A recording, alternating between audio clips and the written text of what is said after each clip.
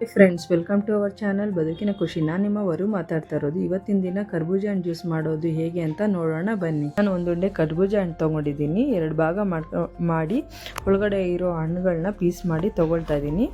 ಇವಾಗ ನೋಡಿ, ನಮಗೆ ಚಿಕ್ಕದಾಗಿ ಪೀಸ್ ತೊಗೊಳ್ತಾ ಇದ್ದೀನಿ ನಾನು.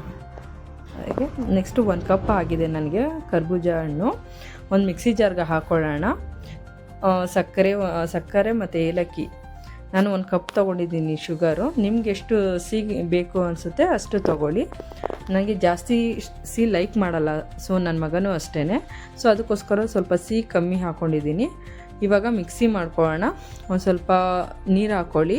ನಿಮ್ಗೆ ಎಷ್ಟು ಅಂದರೆ ತೆಳ್ಳಗೆ ಬೇಕಾ ಅಥವಾ ಗಟ್ಟಿಗೆ ಬೇಕಾ ಅನ್ನೋದು ನೋಡ್ಕೊಳ್ಳಿ. ನೋಡಿ, ಇವಾಗ ನಾವು ತಿಕ್ಕಾಗಿ ಮಾಡ್ಕೊಂಡಿದ್ದೀನಿ. ತುಂಬ ತೆಳ್ಳಗೂ ಅಲ್ಲ, ತುಂಬ ಗಟ್ಟಿಗೂ ಅಲ್ಲ, ಆ ಥರ ಮಾಡ್ಕೊಳ್ಳಿ.